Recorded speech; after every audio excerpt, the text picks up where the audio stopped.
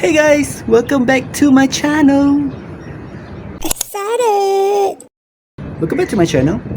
So sekarang ni aku tidur dekat homestay 184 Geni. Kawasan dia cantik, so kena check it out. Dia actually macam like rumah banglo, tapi dia macam cantik. Dia ada balcony, dia kawasan macam kau duduk rumah dengan aircon semua. And dia betul-betul depan Geni Drive, so which is sangat-sangat best.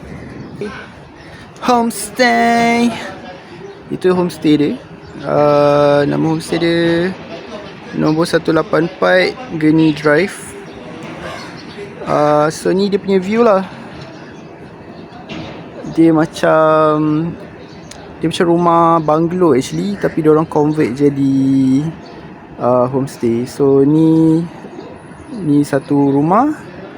Lepas tu ada rumah-rumah belakang-belakang tu lagi. Kat sana tu Geni Plaza Mall, kau boleh jalan kaki. Lepas tu yang ni is the famous Geni Drive, tempat makan Geni Drive yang banyak kuih tiaw goreng tu. Sini lah, inilah tempat dia. Lepas tu ada orang jalan-jalan. Okay. Hujan weh.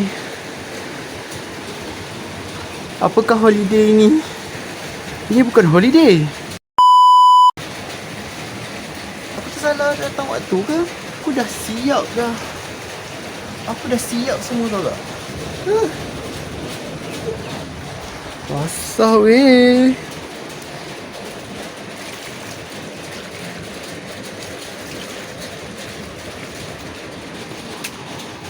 Itu biasa main hujan. Aku masuk situ. Terus lah pergi beli makanan semua. Tak tahu kata actually Geni hari ni dia happening tau, tapi hujan lah pula. Oh no. Tanggain ambil bilik sebelah ni. Yang ni bilik nombor 12 sebab dia punya layout tu lagi besar tadi kita orang tengok. Aku baru je balik, tengah melepak. Aku enjoy this kind of holiday. Bila kau tidur dekat nombor 184 Geni Drive ni, so kau duduk, balcony kau begini. Balcony aku yang super eksklusif ni, dengan toilet tergantung, seluar dalam semua tergantung. Inilah view kau malam-malam. Inilah view kau. Situ ada pasembo, mi goreng. Ni sana yang dia halal, mostly halal. Sini dia adalah pork free, Muslim friendly, tapi mostly sini like all the Chinese food. Sini halal food. Okay.